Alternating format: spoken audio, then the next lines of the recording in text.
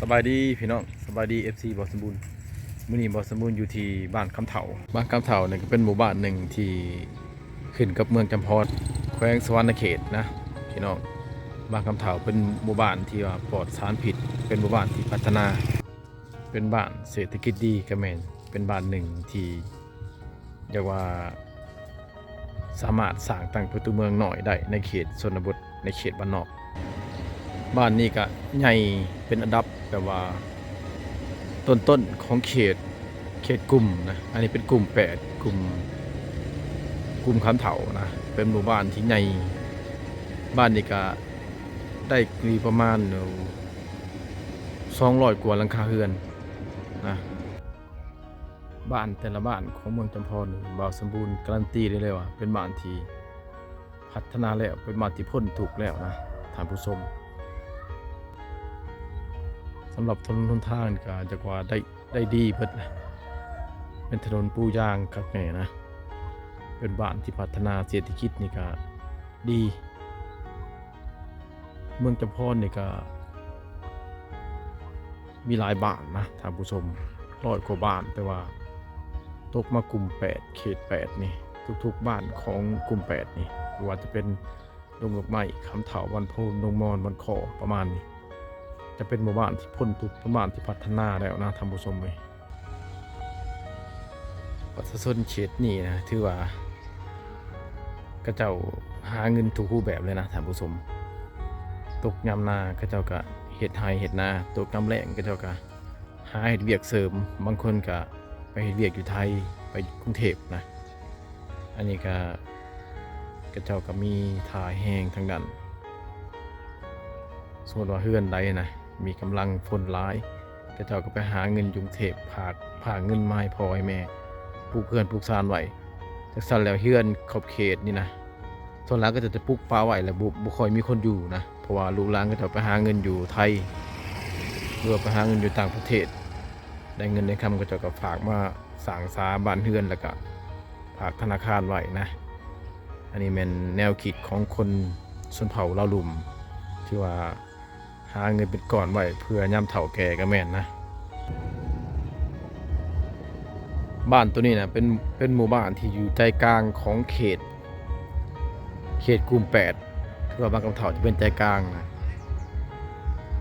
มันจะแปะติดกับรายบ้านนะพี่น้องมาทางนี้ก็แปะติดกับบ้านชีทองนะพี่น้องเลยบ้านชีทองเพื่อเพียงแต่ขามห้วยหากันเท่านะเขตบ้านคำเฒ่าขามห้วยเบื้องนี้เหมือนบ้านชีทองและขามวยภาพบนนั้นก็จะเป็นบ้านดงดอกไม้บ้านของบ่าวสมบูรณ์เองนะพี่น้องเอ้ยจังซั่นแหละบ่าวสมบูรณ์ที่พาท่านผู้ชมเข้าไปเลาะเบิ่งในบ้านอีกเบิ่งพื้นฐานของรางเบิ่งการพัฒนาของบ้านเขตเมืองจำพรบ้านที่ว่าพ้นทุกข์นะ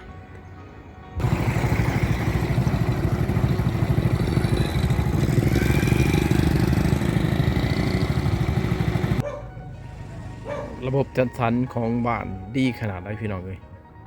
ถือว่าเป็นทางซอยที่ว่าเจ้าอนามัยสะอาดสะอ้างเพิ่นก็กำลังบูคอนกรีตเข้าบ้านเพราะว่าบ้านเนี่ยมีหลายซอยเขาคอนกรีตเบื้องเทิงทางเส้นเทิงนะท่านผู้ชมจะเป็นทางคอนกรีตแต่ว่าทางเส้นนี้ยังบ่ทันได้ปูเขามาทางในบ้านนะเรือนซ่านก็จะเป็นแบบนี้นะส่วนหลายนะก็เจ้าก็มัก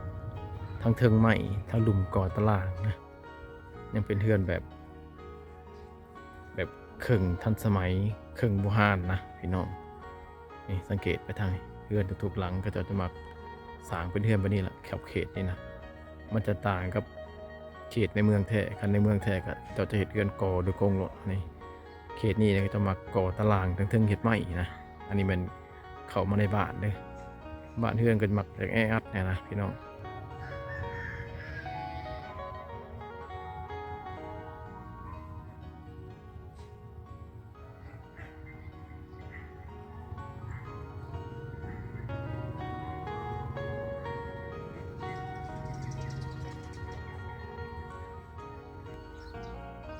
นอกจากลูกจะว่าหาเงินมาแต่ไทยแล้วก็เจ้าก็เฮ็ดหน้าขายเขานะพี่น้องเลยสำหรับระบบหน้าแซงจุดเขตนี่นะ ก็เจ้าจะบริใส่น้ำชลประทานจะบริใส่น้ำคลอง เป็นน้ำที่ว่าน้ำห้วยหลุมก็จะตันเป็นฝายในเวลาก็จะสีดำนาก็จะใส่จักรรถไถคือบอกสมมุติว่าจูบขึ้นมาแล้วก็ดำนะท่านผู้ชมเพราะว่าเข้าเขตนี้นะราคาก็ค่อนข้างอยากแพงเนี่ยนะท่านผู้ชมถ้าเป็นข้าวสารกระสอบหนึ่งก็1,000 กว่าบาทนะถ้าเป็นข้าวเปลือกก็กิโลหนึ่งก็ประมาณอยู่20 บาทข้าวเปลือกนะพี่น้องจังว่าก็เจ้านะพากันเห็ดนาแข่งขันกันเพื่อขายเขาอันนี้ก็เป็นเศรษฐกิจเป็นตาแห้งอีกอย่างหนึ่งของขอบเขตเมืองจำพรนะพี่น้องสำหรับระบบก็เจ้าเห็ดนานี่คือบอสบูรณ์เคยถ่ายคลิปก่อนนะก็จะหวานเอานะพี่น้องนี่แบบนี้นะก็จะหวานแล้วก็มองได้มันห่างที่นะก็จะก็ลกออกไปดำจากคนอื่นอีกคือว่าคนหน่อยสามารถเห็ดนาได้หลายเพราะว่ามิตรหวานบริดำเอาคือสมัยก่อนช่วงสมัยก่อนนะถ้าว่าคนโบราณนี่ดำเอากับโออย่าว่าตกเป็นเดือนจังแล้วนะแต่อันนี้ก็เห็ดเพียงแต่2-3 มื้อก็แล้วแหละประมาณเฮกตาร์หรือว่า2 เฮกตาร์นะเพราะว่าก็จะหวานผลได้หับกะได้หลายแต่บุสูดำกะแต่ว่าปริมาณมันนะท่านผู้ชมปริมาณการเห็ดได้หลายกว่าเอาบันเดสิพาท่านผู้ชมเขาไปเลาะในบ้านต่อนะพี่น้องเขาไปเบิ่งพื้นทางของหลังของบ้านนะครับสิกลับเอาเมื่อบ้านบ่สมบูรณ์คือเก่าเอาเมื่อบ้านลงดอกไม้พุ่นละ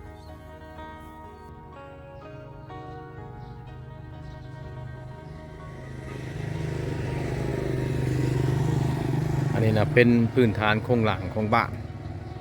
สำหรับเส้นทางนี่เป็นเส้นทางของบ้านกับตัวเองรวมแรงรวมใจกันเฮ็ดนะท่านพี่น้องเส้นทางตัวนี้นั้นเป็นทุนของบ้านโดยเฉพาะนะชาวบ้านก็จะเก็บเงินกันเพื่อปูคอนกรีตอ้อมบ้านนะแต่ว่าบ้านนี้มันใหญ่นะก็จะปูยังบ่ทันออกนะพี่น้องบ้านนี้มันก็เป็นบ้านที่ใหญ่คือบ่สมบูรณ์บอกละ200 หลังคาหรือว่า200 ปลายมันมีทางซอยกับมีหลายซอยนะ4 ซอย5 ซอยจังซั่นแหละก็จะปูกำลังแล้วแต่2 ซอยนะโอ้เป็นทุนของตัวเองนะพี่น้องเก็บเงินกันในแต่ละปีแล้วก็ปูทางคอนกรีต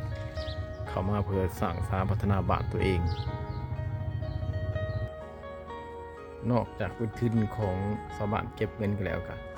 ลูกหลานก็เจ้าผู้ที่ไปทำงานอยู่ต่างประเทศนะก็เจ้าก็โอนเงินมาให้เพื่อสร้างถนนหนทางให้บ้านตัวเองนะพี่น้องบ้านเขตนี้นะถ้าว่าบ้านมีความสามัคคีกันหรือว่าบ้านใดมีเศรษฐกิจดีก็เจ้าก็แบบสร้างซาถนนหนทางบ้านของเจ้าเองนะพี่น้องเอ้ยพี่น้องสังเกตเบิ่งเฮือนซานก็จะมีแต่หลังบักใหญ่เพราะว่าเศรษฐกิจก็เจ้าดีพี่น้องเอ้ยบ้านนี้นะส่วนเป็นบ้านที่ว่าสุดยอดเลยนะเฮือนซานก็เจ้าในเส้นทางนี่ก็ส่วนหลายก็เป็นเรือนแบบต่อเติมมาเรือนเก่านะมูดทรงเก่าแต่ขาวดังเดิมพุ่นล่ะก็เจ้าก็มาต่อเติมเอากอตะล่างนะคนหลายนะก็จะหมักแบบนี้นะพี่น้องเอาสำหรับบ่าวสมบูรณ์กับพาโลเรียกว่าหอบบทบางคำเฒ่าแล้วพี่น้องเอ้ยสำหรับคลิปนี้ก็สิขอจบไว้ที่บางคำเฒ่านี้เจอกันใหม่คลิปหน้าจะพาเลาะเบิ่งบ้านอื่นอีกในเขตเมืองจำพรเด้อพี่น้องเด้อให้เบิ่งความพัฒนาของหมู่บ้านชนบทในเขตเมืองจำพรในส่วนในเขตอย่าลืมกดไลค์กดแชร์และกดติดตามเพื่อให้กำลังใจบ่าวสมุนตื่นเด้อพี่น้องเด้อ